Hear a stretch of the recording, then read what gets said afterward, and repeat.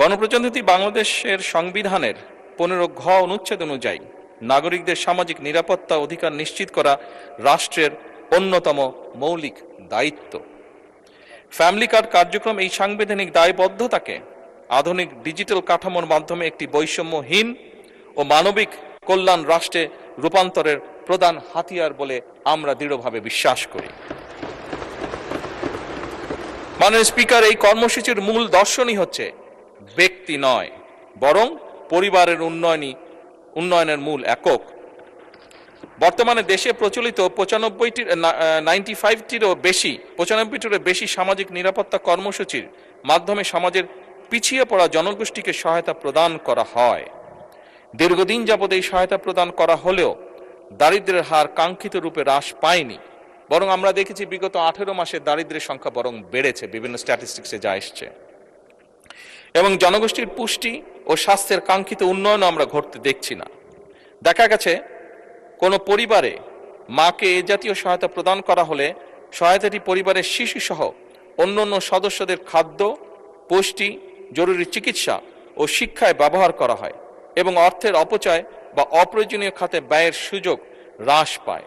এ কারণেই family card পরিবারের প্রধান নারী সদস্যকে প্রদান করার সিদ্ধান্ত গ্রহণ করা হয়েছে। একদিকে যেমন সহায়তাটি সরাসরি পরিবারের সদস্যদের খাদ্য, পুষ্টি, জরুরি চিকিৎসা ও শিক্ষায় ব্যয় হবে, অন্যদিকে ফ্যামিলি কার্ডটি পরিবারের নারী প্রধানের নামে হওয়ায় পরিবারের সম্পদের উপরে তার নিয়ন্ত্রণ বৃদ্ধির মাধ্যমে পরিবারের সিদ্ধান্ত প্রদান ও মর্যাদা বৃদ্ধি তথা পরিবার ও সমাজের নারীর এম্পাওয়ারমেন্ট বা ক্ষমতায়ন নিশ্চিত করবে। মাননীয় স্পিকার, গত 10ই মার্চ 2026 তারিখে দেশের 13টি জেলার 3টি সিটি কর্পোরেশন ইউনিয়ন এর 15টি ওয়ার্ডে ফ্যামিলি কার্ড কর্মসূচি চালু করা হয়েছে এবং এর মাধ্যমে প্রাথমিক পর্যায়ে প্রায় 38,000, টু বি প্রিসাইজ 37,814টি নারী প্রধান পরিবারকে ভাতা প্রদান করা হয়েছে।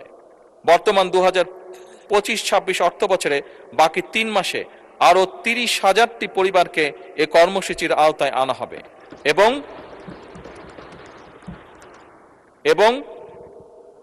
আগামী 4 বছরের মধ্যে দেশব্যাপী 4 কোটি পরিবারের কাছে পর্যায়ক্রমিকভাবে আমাদের এই ফ্যামিলি কার্ড পৌঁছে দেবার পরিকল্পনা রয়েছে। মাননীয় স্পিকার।